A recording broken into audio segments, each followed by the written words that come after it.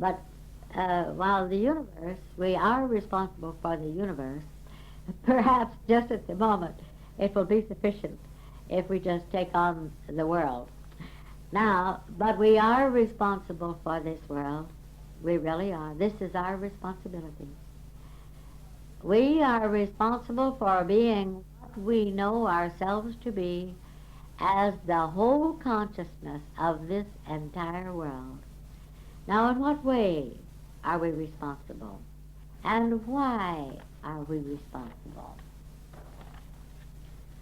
Beloved, we are responsible for the world and for our nation because of what we know, and particularly because of what we will know during this seminar. You see, we are the ones who know the universal nature of the one indivisible consciousness we are.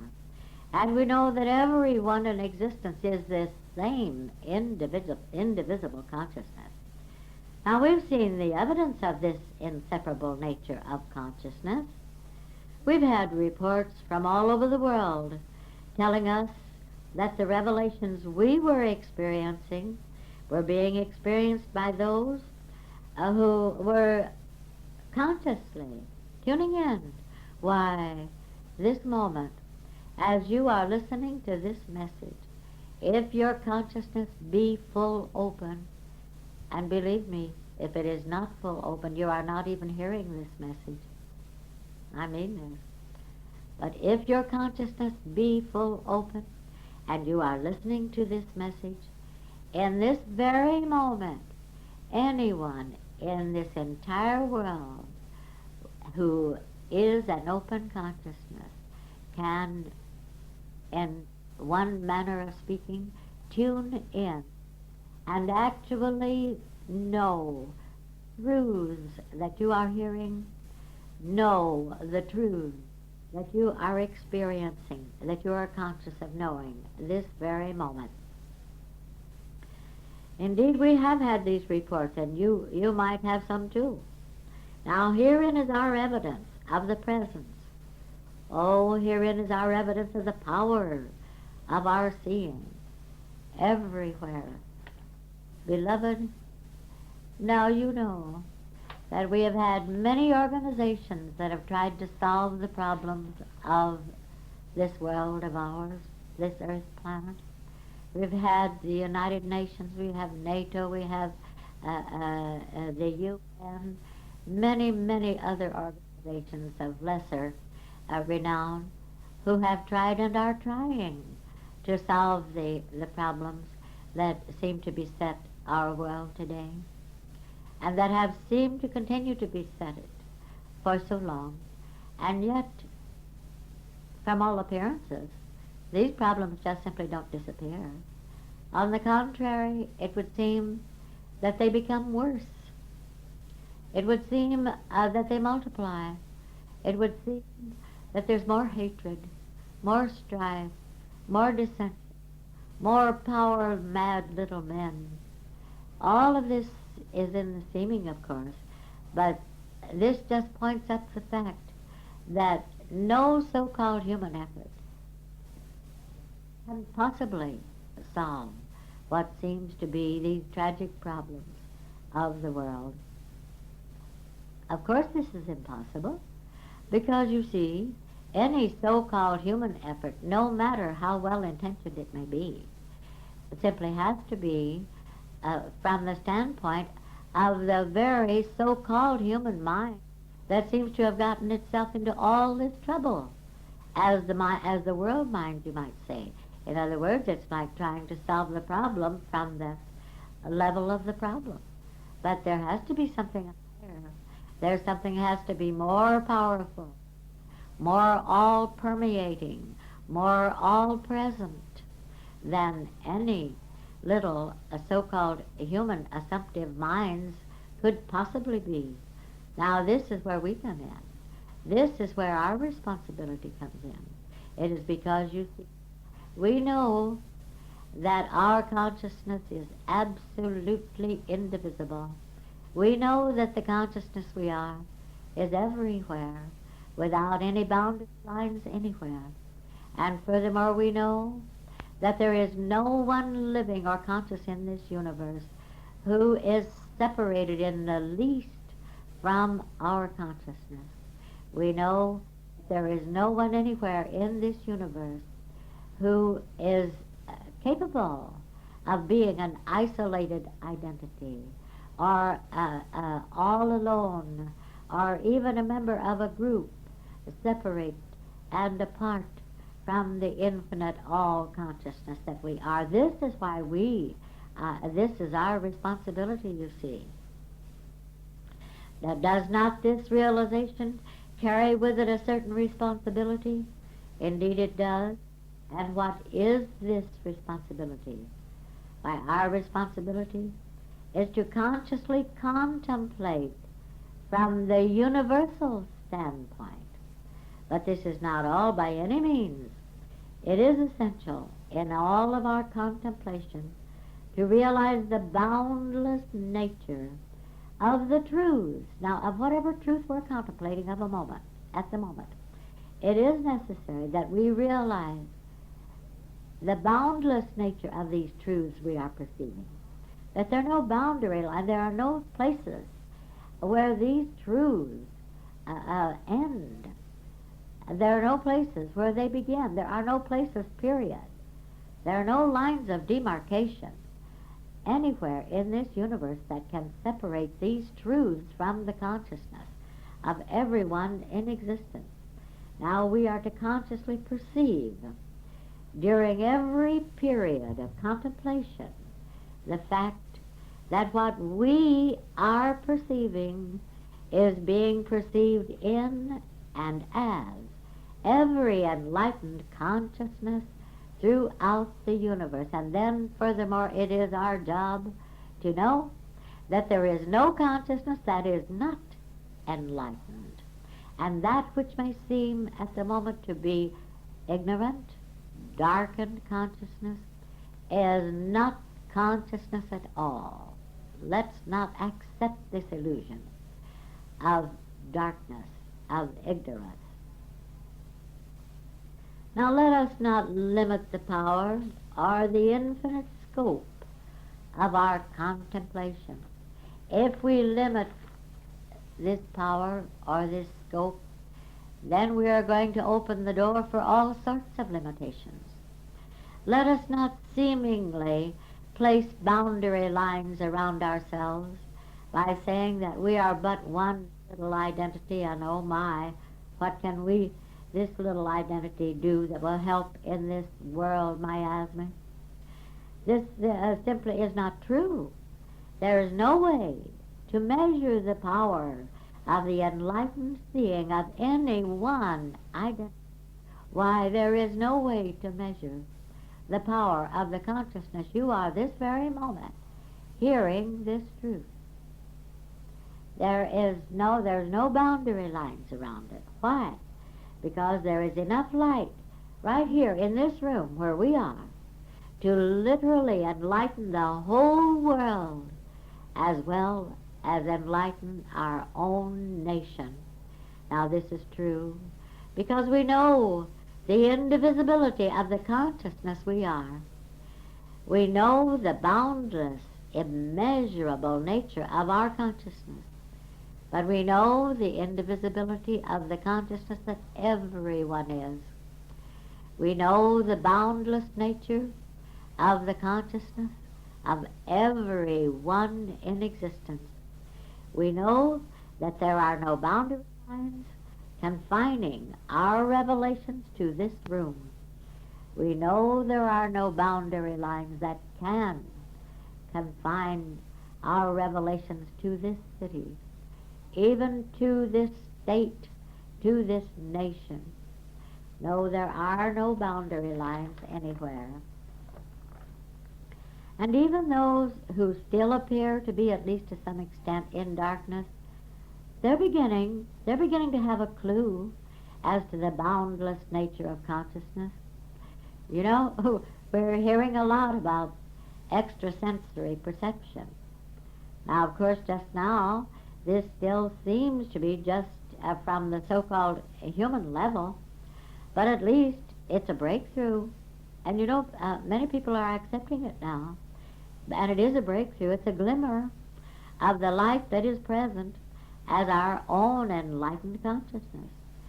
Did you know that one of the large Eastern universities is investigating the possibility of communication with men in space by means of extrasensory perception?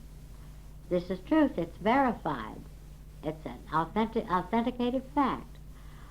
Well, that's a breakthrough, isn't it? Certain it is that they are beginning to perceive that mind does not have barriers around us. Oh, if they only knew the limitless nature of conscious living mind. Well, in any event, we can be happy that the false limitations of boundaries are beginning to come to an end. They're beginning to be canceled. They're beginning to be erased. And where were they anyway? Did they ever exist? Could they ever have existed anywhere excepting in the non-existent little assumptive human mind of a kind of man that never existed? Oh yes, the night, the darkness, the ignorance is far spent. The day is at hand. Let us therefore cast off the works of darkness, of ignorance, and let us put on the armor of light. Now you'll find that in the 13th chapter of Romans, the 12th verse. Well, we are casting off the works of darkness, ignorance, right here.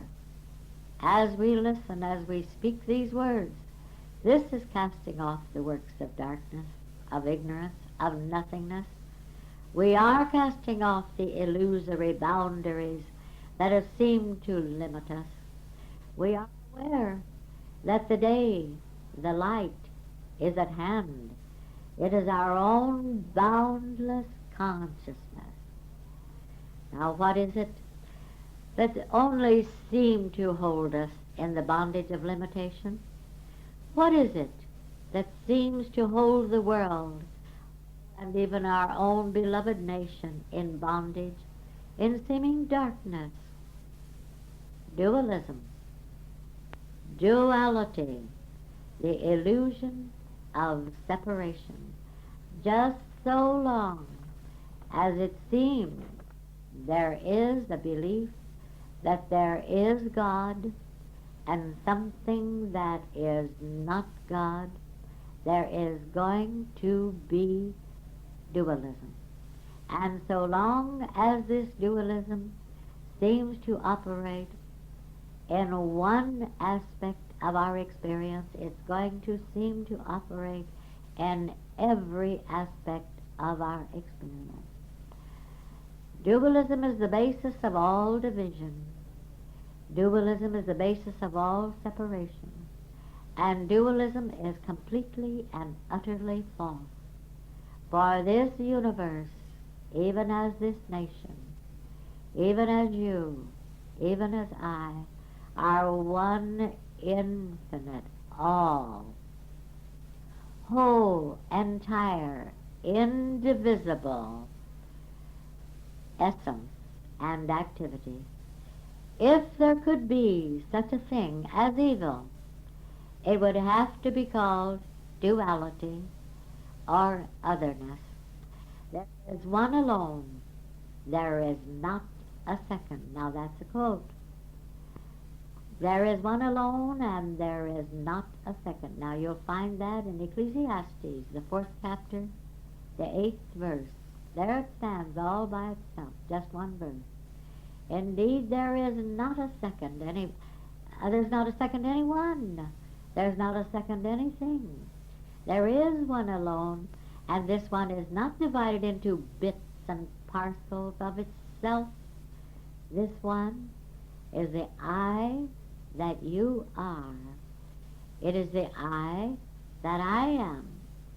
It is the only I. You know, I don't suppose there's anyone hearing this message who has not had what we used to call absent treatment. But now, really, was it absent treatment? If it had been, would we have been helped at all? Indeed, no. How far apart were the so-called patient and the practitioner? Where did the consciousness of the practitioner leave off and the consciousness of the patient begin, or vice versa? Where was the boundary line? Was there a boundary line between them?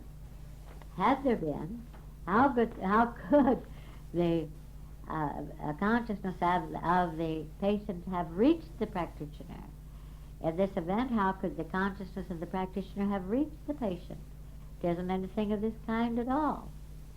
No so-called treatment that's worth anything at all is ever projected to anyone, actually. And now here, I feel it is a good opportunity to clarify something.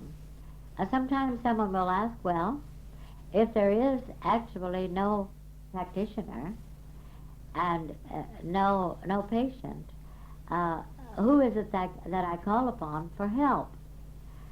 Well, beloved, let me assure you of one thing. You never call upon a consciousness other than your own consciousness for help. This is absolutely true. Oh, I know.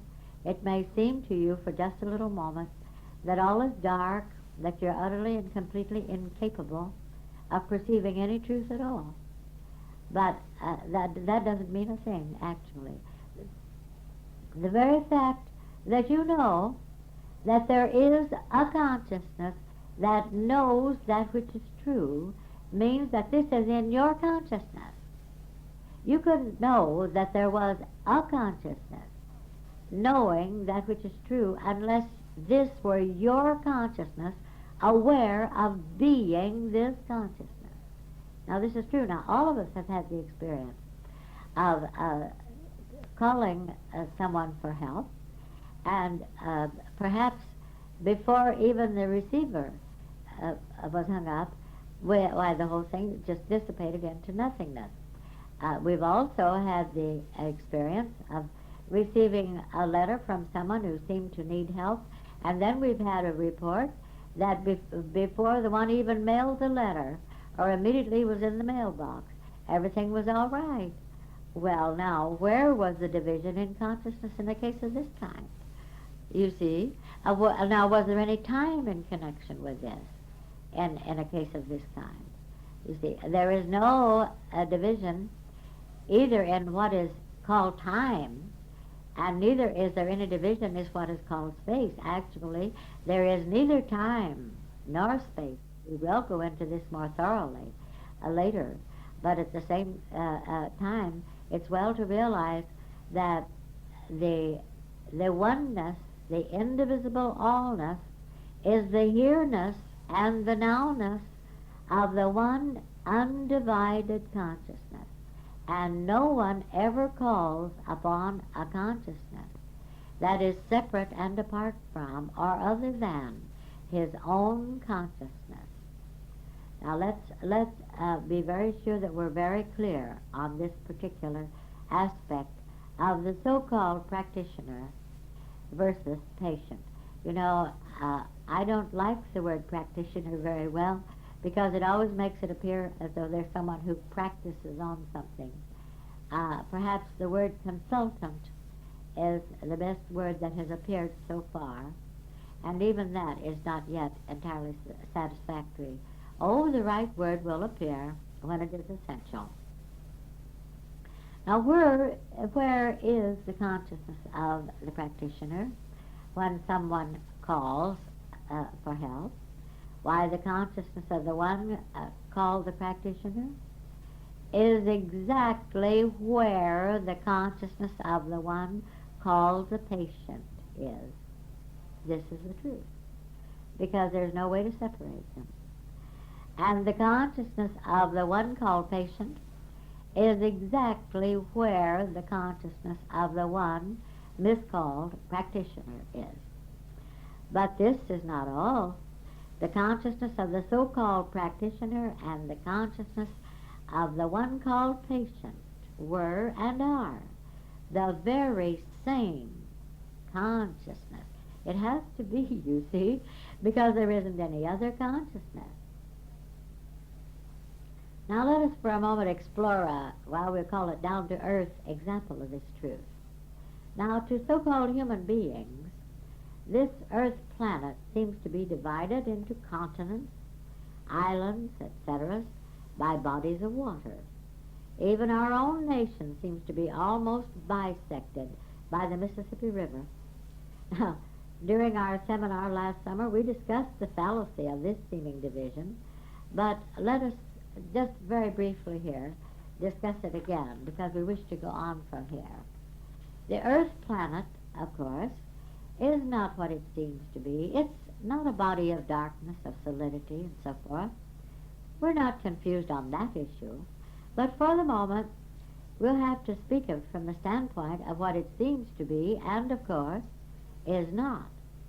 Now, do these bodies of water called oceans, seas, rivers, and so forth, do they actually separate the earth planet? No. If they did divide this planet, it would not be one planet. It would be several planets. We know that every ocean is said to have a floor. We hear of the riverbed of any river or creek or body of water. Well, there is something that connects every continent and island. There is something that connects, you might say, underneath the river, all of our own nation, making it all one. This is the underlying essence of the earth planet itself, the underlying essence. Now, it is true that every continent and island is an identity. There's no doubt about this.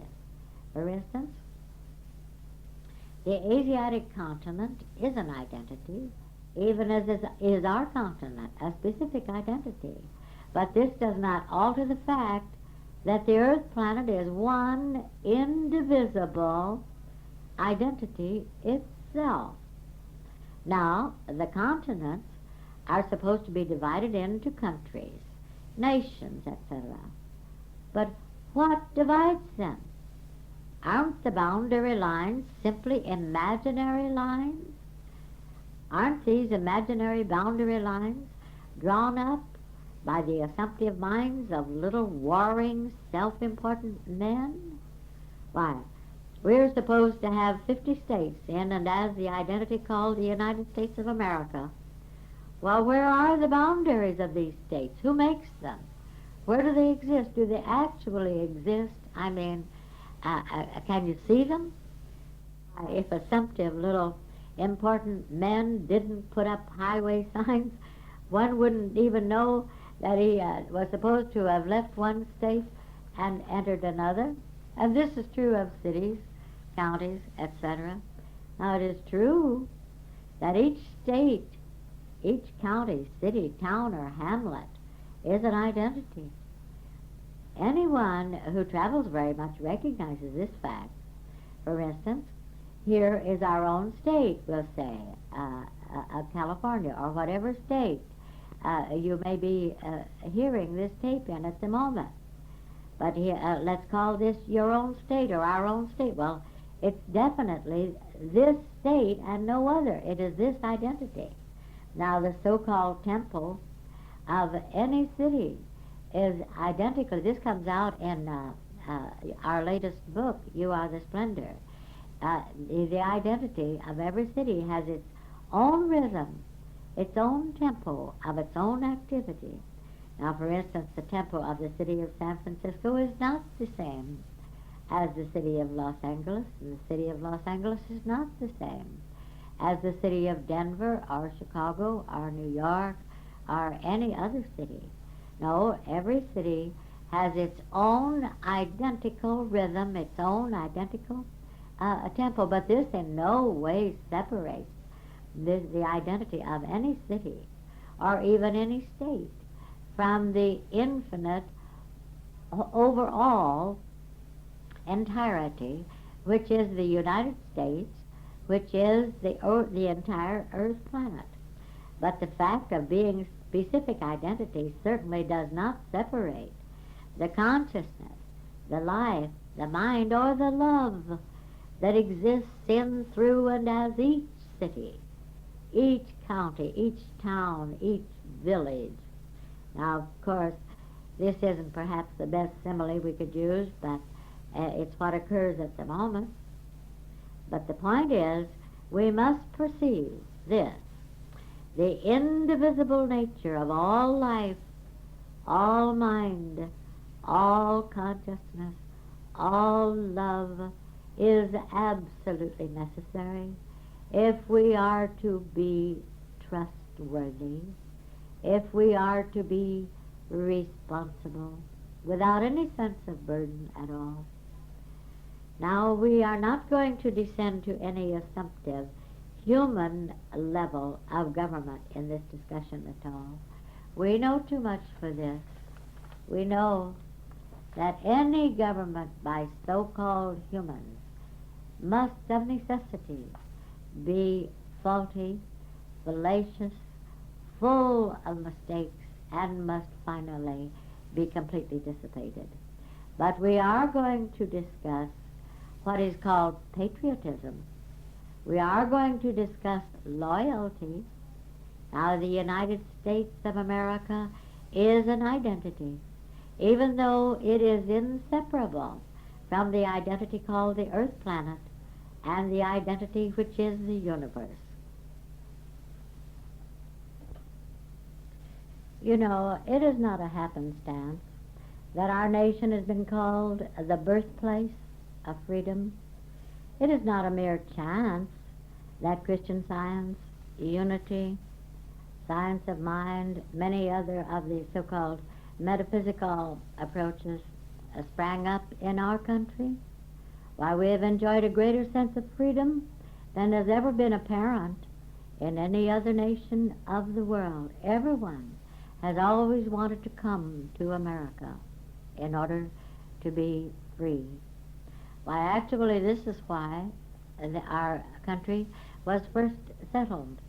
They came hoping for freedom to worship as they liked. Of course, we have to consider this, too, that very soon they were interested mainly in being sure that their religion was the only one that anyone else worshipped by, too. But that has nothing to do with the point we wish to make here. But we have enjoyed this tremendous sense of freedom that it's inherently right. Within and as the consciousness of each and every one of us, there is inherently the realization that freedom is natural. Freedom is normal. It is normal to be free. No, behind and beyond that which is called human freedom, there is the infinite freedom, which is boundless, which has no boundary lines, boundless and immeasurable. Now, despite all of this, loyalty to our nation is right. Should we not be loyal to freedom? Loyalty means patriotism, but we must be very alert here. We should be very sure that loyalty to our nation does not mean hatred or condemnation or even criticism of so-called other nations. And there is another point that we must be very alert to here, and that is that loyalty to our nation actually is loyalty to freedom itself. But that in this loyalty there is nothing that can possibly bring into our awareness any false sense of separation or division from those that are called other nations of the world. We must be very, very alert about this. For instance, right now, I believe it would be well to diverse here just a moment and say something that comes to say. As you know, the morning sessions of our seminar are entitled Perceiving the Presence, and the evening sessions are called Manifesting the Presence.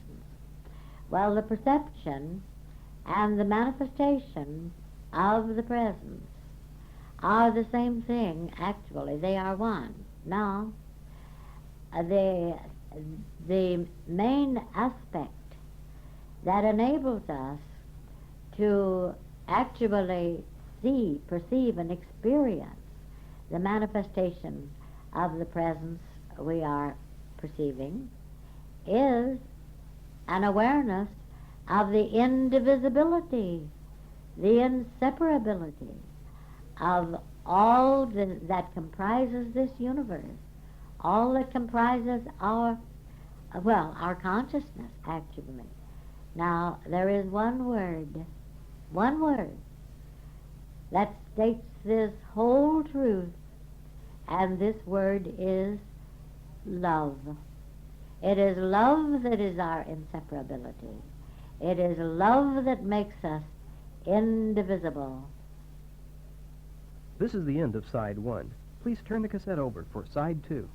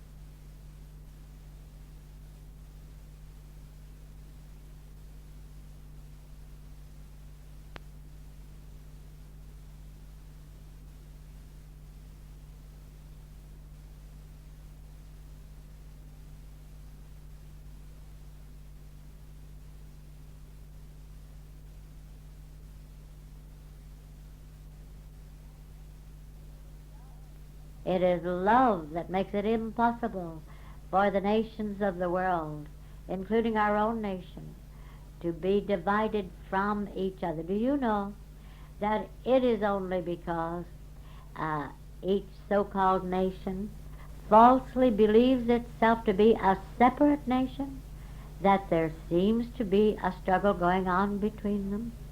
If there were really an awareness that there is one, just one infinite, conscious, living, intelligent love here as the essence and the activity of this entire nation and this entire world and this entire universe, why then there would be no struggle. The boundary lines would all be erased. But because our own nation does at the moment seem to be the light of the world, it is right that we, without any sense of division, of criticism, of separateness, or anything like that, it is right that we be loyal to this light, that we be loyal to this so-called birthplace of freedom, and that in this loyalty we are active too. Now this is also true in regard to so-called political parties of our nation. Are we supposed to be loyal to a political party? Are we supposed to be loyal to a man called a candidate? No, indeed. To whom or to what should our loyalty be? Our loyalty must ever be to the truth we know to be true. Our loyalty must ever be to the love that we know is indivisibly all. Our loyalty must ever be to the freedom that exists equally everywhere in and as this universe, our earth planet, our own nation. It must be the principle. It must be to the principle our loyalty must be. It must not be to person. It has to be to principle. It must not be to political party or political government. It must be to the universal government, which is always fair, which is always just. No one ever heard of a law of injustice. Frequently we do hear of the law of justice, but actually there is one law and one government, and this one is the universal God governing itself. This is what our loyalty must be to. It must be to principle and not to person. It must be to God and not to assumptive man. Our loyalty must be to life, to consciousness, to love, to intelligence. We do not depend upon either man or political party for right government. Now we know that perfect government is a universal fact. Perfect government is a universal, omnipresent constant, and that it is functioning equally everywhere.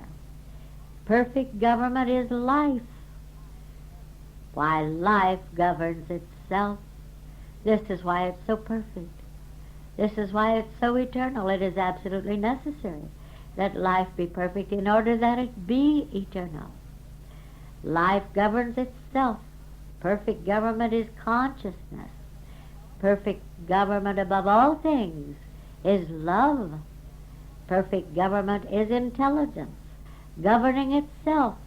And this is the only government. Here is where our loyalty lies, and here is where our faithfulness lies. Here is where our responsibility lies. Now, of course, if we feel so inclined, we vote, and we apparently vote for whatever candidate we choose. But we, you might say, we render unto Caesar the things that are Caesar's. But we do not get caught up in the so-called personalities of candidates, and neither are we influenced by the so-called attacks of individuals of either political party. Now, I must confess that I have actually no political party, yet I do cast my vote for that candidate who manifests the most of principle, integrity, love, intelligence, unselfishness. I do cast my vote, even as Jesus sent the disciples to the mouth of the fish for the tax money. Now, one thing more. The more ego a candidate seems to display, the less I'm inclined to vote for that particular candidate. The little egotistical I is the direct antithesis of the one infinite, impersonal I. Let us look for humility. Let us respect humility. please be assured, I do not listen to political speeches. I can always know whatever I should know at any given moment. So can you. You are the same consciousness. And you do not have to listen to seemingly hate-filled voices in order to know what you should know. Now, I do not even consider a candidate whom I shall vote for as a man, as a human being at all. I do not even see a man. I see what does exist. I literally see God. Now, even that which appears to be form is non-existent. I really mean this from the human standpoint. In my seeing, in a case of this kind, I see light, indivisible light. Oh, I see love. I see intelligence. I see principle. Don't imagine for a moment that you can't see all of this. You can. I see life, eternal life, perfect life. I see consciousness. And I see also that all of this is government. I see that all of this is omnipotent government. I see that all of this is omnipresent government. Now, in this way, I know what it means to say, and the government shall be upon his shoulders. End of quote. Now, when we are able to perceive that the living, conscious, intelligent love we are is all that governs and all that is governed, we will discover that we are immune to all the seeming stresses and hatreds and criticisms of political campaigns and of all the struggles of the world. And of course this same fact is true wherever nation strives against nation. We should not be, well, and we are not, slaves to our government. We are not dependent upon a so-called human government for help, for supply, or for anything else. Each one of us is his own government because each one of us is God, the universal government governing itself and governing itself as absolute perfection.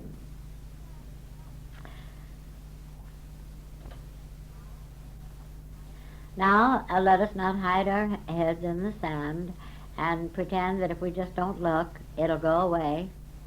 Well, it won't, you know. Actually, it isn't anything anyway, but admittedly, the world, and our own nation as well, seems to be in the greatest turmoil we have ever known. Hatred, egotism, mad ambition, cruelty, and so forth seems to be the order of the day. Lies, deception, subtle, scheming little men called leaders seem to be having a heyday. But, you know, we're not going to help one bit if we come down to this level of ignorance and of darkness. This is not our responsibility. It is our responsibility to keep the light we are shining. It takes the light we are seeing and being to disperse and to obliterate the seeming darkness, the seeming ignorance of savage, selfish, little assumptive men. We can't come down to it, you know. We just can't. What is that to us? Oh, my goodness. Again and again and again I say, when some evil appearance is presented, what is that to me? Get thee behind me, Satan. I know you not. What is that to me? Now we must maintain our Christ awareness despite all appearance of evil of any kind. You know, we are the light of the world. Now let us shine so gloriously and so constantly that the seeming darkness cannot continue to hide the God presence, omnipotent love, which is right here, which is this entire earth planet, this moment. Now do you see why this message is so important? Do you see why this seminar has to be? Do you realize that every truth you realize to be true as the world, as our own nation, must be and will be evidenced? Actually, despite all appearance, is being evidenced in, through, and as our own specific lives and bodies. Whatever truth you see, perceive, for and as the world, why you are seeing this same truth for and as your own bodies, your own business, your own home, your own daily affairs. This is true. Now we must be very sure that we are not selfishly attempting to use this glorious truth for our own selfish purposes. It won't work. I tell you, it won't work this way. We have to be completely unselfed in all our seeing. But you see, we have to be completely unselfed in all of our activity, in any aspect, whether it's the activity of our social life, our business life, our home, or even the activity of our bodies. This is why it is so important to always perceive any truth from the universal standpoint first, because if we don't, we're very apt to bring it down to some little seemingly separated, selfish human, which doesn't exist anyway, and it won't help a bit. Now, we cannot be personal when we are seeing from the standpoint of the universe. This is the glorious part about seeing from the universal standpoint. You know, one of the things that seems to make it the most difficult, particularly for when any bodily difficulty presents itself, one of the things that seems to make it the most difficult to see through is the fact that it seems to be personal to us. It seems to be our body separated here from the universe itself, and then it's a personal sense about this body. But immediately we go, we'll say out to the universe, but there is no out. But immediately we consider this whole truth, whatever we're seeing, from the standpoint of the entire universe itself in this very moment. We have impersonalized it. We've taken it away from this little seemingly focal point of a personal body here that seems to be in trouble, you see. And immediately we do this, why, it isn't so important to us. I mean, it gives us a perspective, a better and a higher and a more powerful view of things, you might say.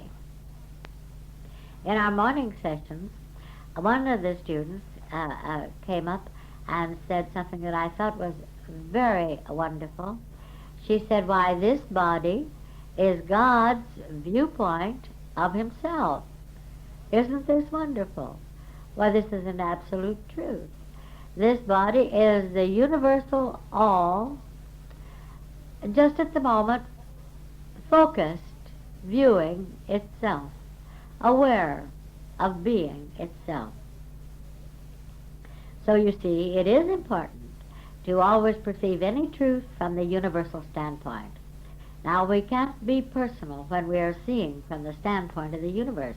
Now, sometimes we seem to deceive ourselves, you know, and we seem to imagine that we're being unself when we're trying to help some member of our family or some friend or even some so-called patient. Well, here's where we have to be the most alert. We have to be very alert here. We must be sure that we're not trying to prove something.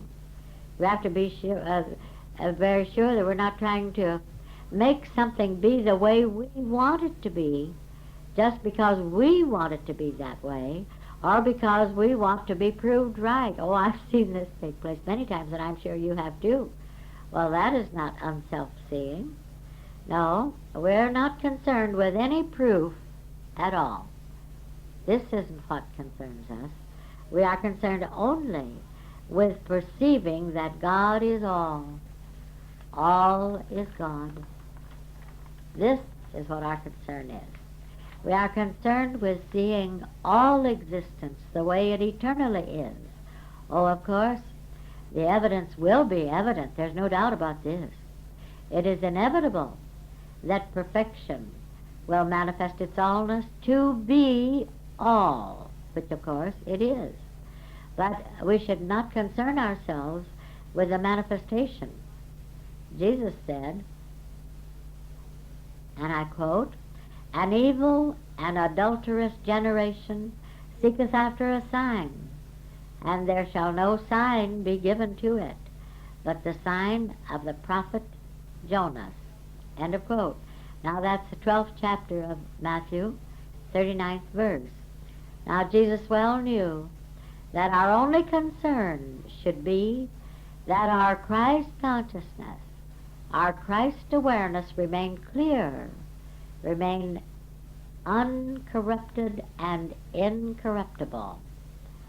Now, and you can see from this that he was, you might say, almost reproving those who were standing around for seeking for a sign or a proof that what they were seeing was true. He knew the proof was already here. Now, the very next verse, which is the 12th chapter of Matthew, verse 40, he brings out the fact that even as Jonah, seemed to be imprisoned in darkness, in the darkness of the whale, for instance, he was supposed also to be imprisoned in the darkness of the earth. That is, Jesus was supposed also to be imprisoned in the darkness of the earth for 3 days. You know, that's a pretty good section in there for you to read and to contemplate. Now we know that the Christ life, the Christ mind, the Christ consciousness will inevitably reveal and manifest itself. Thus we maintain our awareness at the standpoint of that which is already and eternally true and perfect. And we do not concern ourselves with a sign. We're not concerned about the evidence. The evidence will take care of itself. We're not concerned that the perfection that already is be proved to be what it already is. Furthermore, we do not have to get rid of something that does not exist in order that that which does exist may appear. Only the perfect is.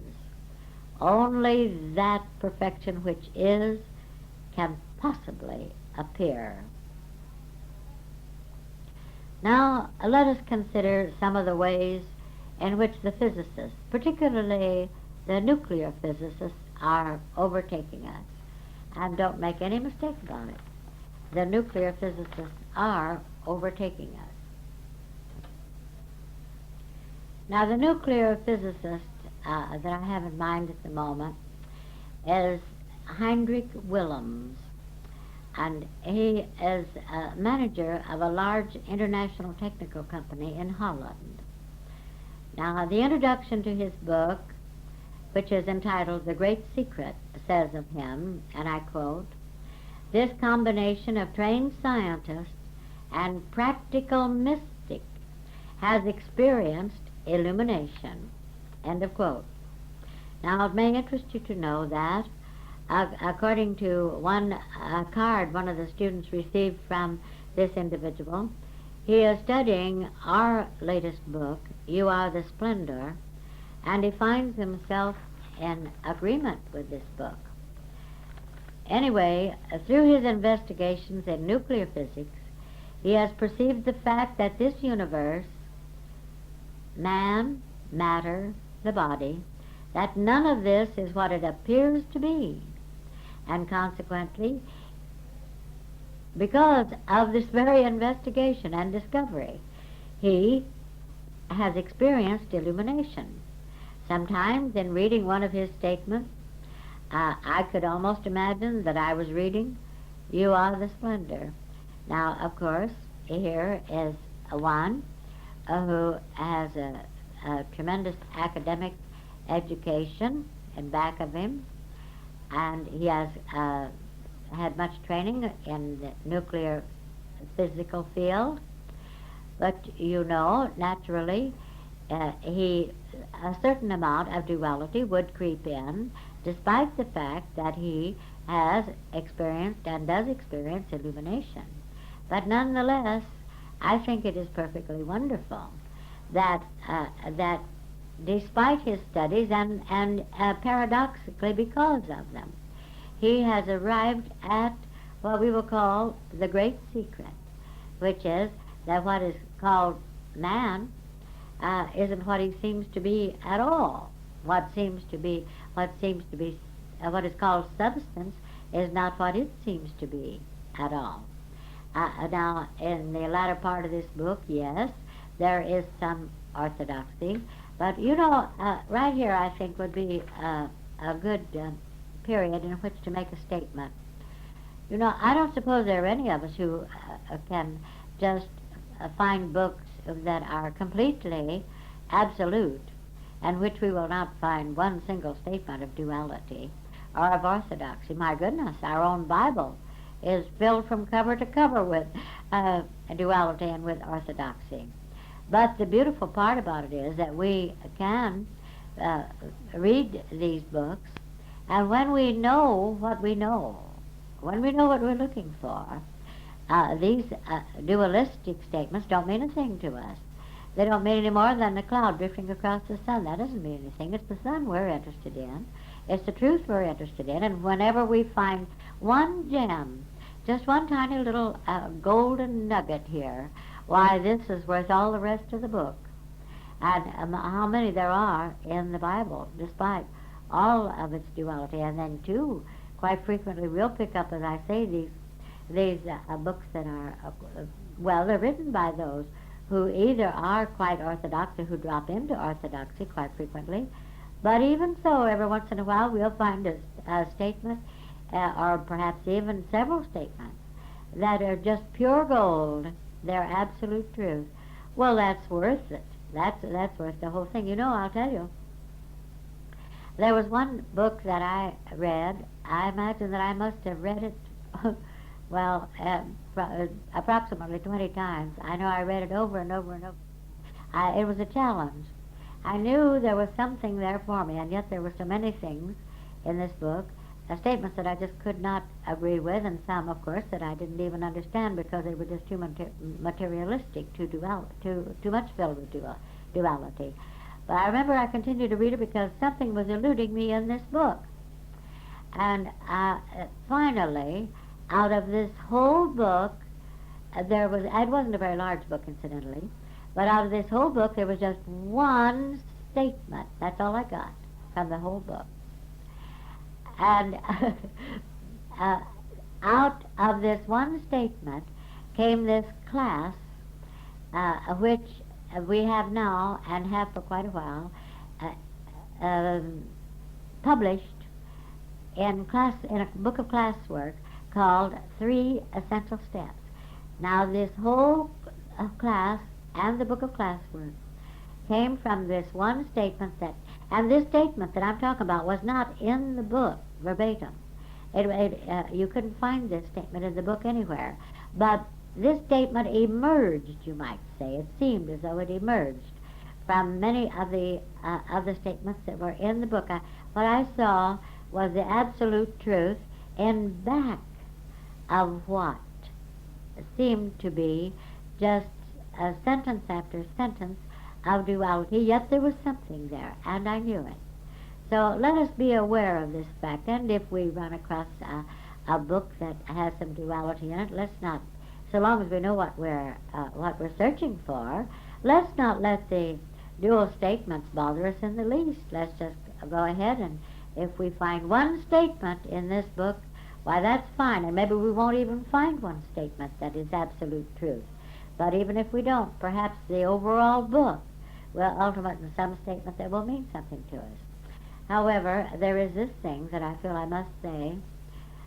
Most of us are quite busy, and it does seem advisable, but not absolutely essential, for us to keep our mind stayed, you might say, on the absolute truth as much as possible. Nonetheless, it's all right to read anything we like at any moment, so long as we know what we are searching for, what we're looking for. Now let's get back to Mr. Willems and his book, The Great Secret. To begin with, Mr. Willems assures us that a change in consciousness has to take place before the armament race can come to an end. Now, isn't that wonderful? He says, it is perfectly clear. A new approach must be found. Then he goes on to say that he is convinced we are on the verge of finding this approach. Well, we know this to be true. Actually, we are finding it. Now, it is noteworthy that Mr. Willems capitalizes the word reality. He speaks of the body as being similar to a sheath and says that it, that is the body, sheathes reality in form. Then he proceeds to investigate what lives in and as the body and what he calls the source of its life. Well, summed up, he says that the body is reality manifested in form. Now this from a nuclear physicist. Now Mr. Willems evidences a wonderful humility that always denotes one who is truly enlightened. He flatly states that there is much of the phenomenon called light that is still a mystery, yet he does not seem to be mystified by it. When he perceives it in illumination, well, neither do we. We're not mystified by this glorious, living, loving light when we perceive it, experience it in illumination. Well, of course he's not mystified by it when he's illumined, yet he doesn't seem to be always clear at this point. But I think he's remarkable anyway. He speaks of appearances, and then he questions, is that, and I'm quoting now, is that which we think we see real, or is it a mere television picture, or an illusion, although appearing three-dimensional? Now this is the end of the quote. Then he states positively that matter, such as we imagined it to be, does not exist at all. Now one very important statement he makes is this. At the Amsterdam exhibition, and there's some deletion here, matter in a basin reactor was, another deletion, seen to change into radiant energy. Now this is what matter was seen to change into radiant energy as far as radiance is visible to our sight. Now you know what that tells us? That tells us that the matter as matter isn't here at all. It tells us that the radiant energy, living, intelligent, loving light is what is here. And oh, beloved, this is all that is here. Now, Mr. Willems speaks of matter as an illusion, and then he says something that every one of us should heed. Here it is, and I quote again. Every state, however illusory, has its own inherent laws. End of quote. Now, here is the importance of this statement. We know that we seem to live in an illusory world, in an illusory body that is born, gets sick, ages, and dies. We also know that there does seem to be definite laws, and that these laws operate, or seem to operate, in this illusory appearance of existence. For instance, there is the spurious law of birth and death. Then there are the illusory laws of babyhood, childhood, adolescence, maturity, middle age, old age. Then, of course, there are the laws of a changing body, slowing down, deterioration, and finally the law of death. Now, there's said to be the law of cause and effect. All of this has to do with illusory laws, the laws of an illusion. There's said to be the law of cause and effect. There's said to be laws of creation. There's supposed to be laws of nature. Now, well, there are innumerable so-called laws that are supposed to govern substance and life in the mass illusion called human life and experience. Now, we know that we do not function as an illusion, and we must know that we are not governed by any of its so-called laws. This is a very fine thing to know. You see, it is the illusion, which is nothing at all, but it is this falsity that we call an illusion that seems to have many laws. But in and as the universe itself, the universal self-government, there is only one law, and that is the overall governing principle, perfection, eternal perfection itself. Now we know that we do not function as an illusion. Can an illusion function at all? If an illusion is nothing, can it function as something? Now we must know that we're not governed by any of its so-called laws. It can't have any laws if it isn't anything. It doesn't function. How can it be a law or any kind of a law? But make no mistake about it, we have to know this. We must be alert about this. Now wait, I don't mean that we make denials of it or anything like that. It's just a thing that we know. We know, and we know without any doubt. Now if we don't, we're going to seem to come under the fallacious laws of appearance, laws of a non-existent illusion.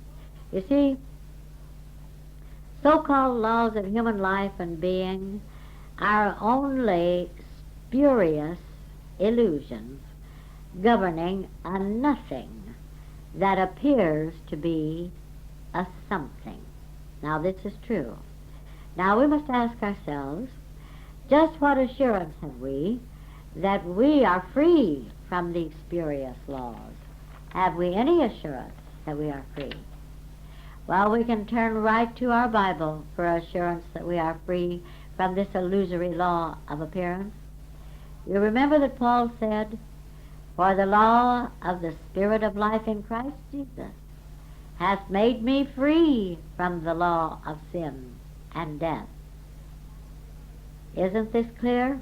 The fact that we live and move and have our being in and as the very Christ consciousness itself makes us free from all the supposed laws of birth, all the supposed laws of illness, of age, of trouble, of sorrow, of sickness, of death.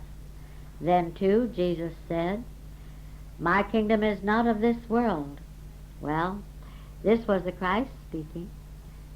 It was the very same Christ consciousness that you are speaking. This Christ was saying, I, the I that I am not a born human being. I am not a born being subject to illusory laws or the many laws of a non-existent illusion. The Christ consciousness I am is always aware of being its own, eternal, joyous, perfect, self-governed principle. You will always also remember that Jesus said, "The prince of this world cometh, and findeth nothing in me." Oh yes, the mass illusion of matter, that matter is something, and it is a mass illusion. This illusion does appear to every one of us, but because we know what we are, it can find no response in us. Oh, we are immune. We simply don't believe it. We're completely immune to it because we are the illumined Christ consciousness. Now, let us, for just a moment, return to our friend, Mr. Willems. After continuing with his explanation from the nuclear physicist standpoint of the illusory nature of matter, he makes it clear that all there is of matter is the way we interpret or misinterpret that which we see, touch, smell, taste, or hear.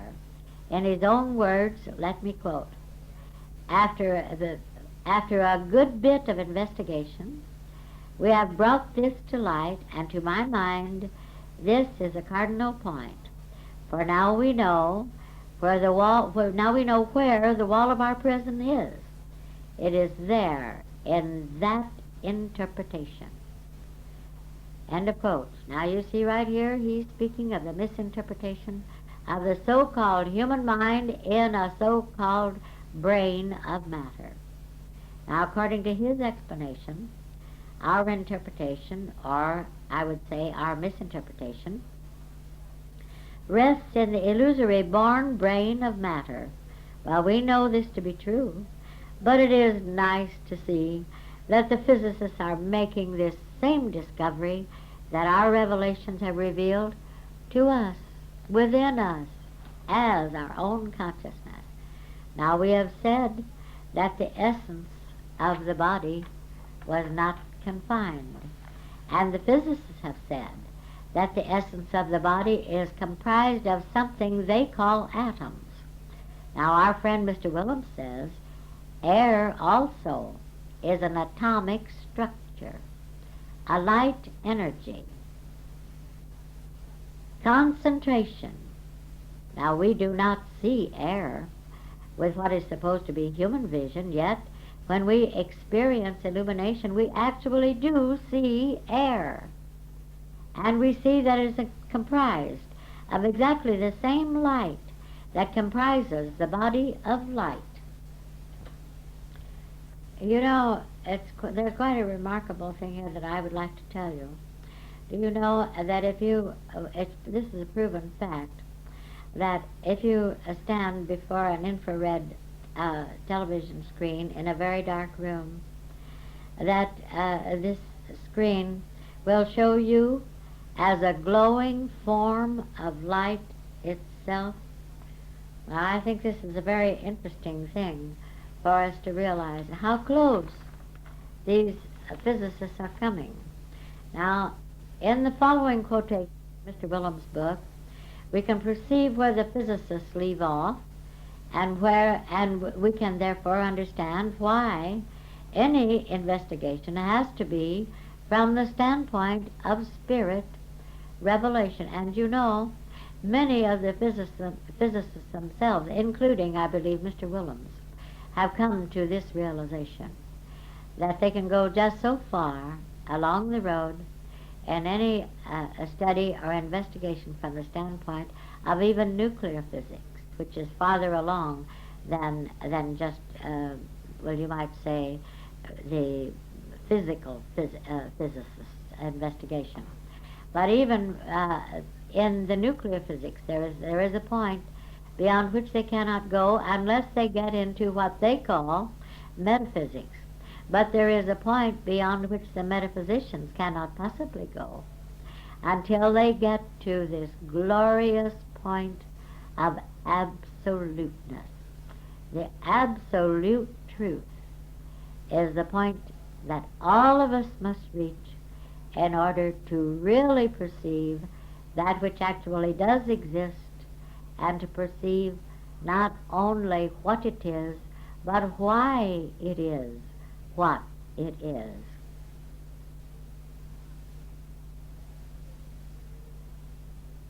Yes, the physicists do have to leave off at a certain point.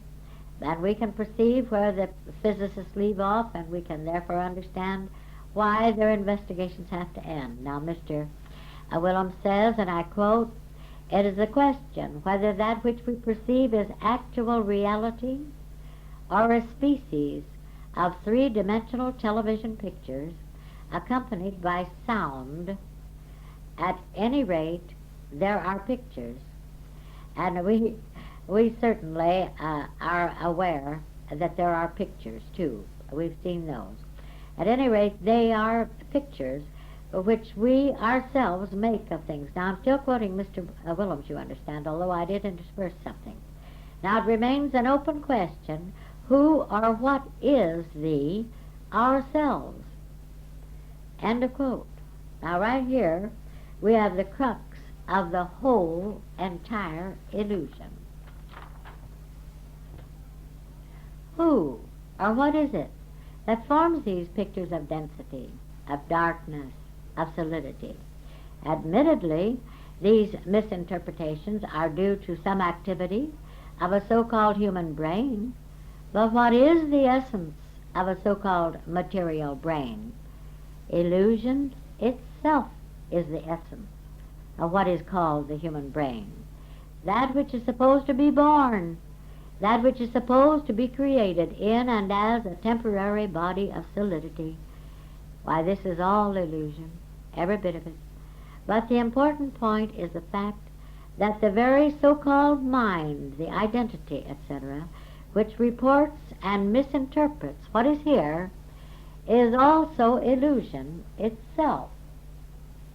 Therefore, we have the illusion forming itself from its own illusory substance and calling that substance man. Now, this is all there is to what we call birth. And we might just as well come to a full and complete understanding of this fact right here and right now, because we are never going to be through with this illusion called death until we know that the birth itself is nothing but an illusion. Being illusory by its very nature, all that it can form itself into must also be illusory. All that it can seem to see or know is illusory. It is illusion, making its own pictures, activating its own pictures, and then destroying them, only to remake more pictures for its own, from its own illusory stuff. You see? It is all illusion, seeing and being what its delusions appear to see. It's all illusion, seeing and being what its own delusions appear to see. Naturally, its delusions are going to appear to be what its illusions seem to see. But this is not God, thus this is not you. It is not substance, it is not form, it is not activity. There is no illusion is active or can be active. It is not substance that can act. Illusion is not mind. Illusion is not life. Illusion is not love or consciousness. Therefore, it does not exist as anyone, and it does not exist as anything. You can appear to see lakes, you can appear to see buildings, etc., in a mirage, but you know that there's no substance in any of this. You know there's no water out there where you seem to see a lake in the middle of the desert. You know that there are no building blocks or any of these things. You know what is right where those false pictures of lakes, buildings, etc. appear, and they appear to be so real. Now, all right, this is the way it has to be with us. We must, and we do, actually know what is here. We're not deceived by fallacious pictures cast upon an illusory screen called a human brain, a born brain. We know that the only substance of any form is God, Spirit, love, life,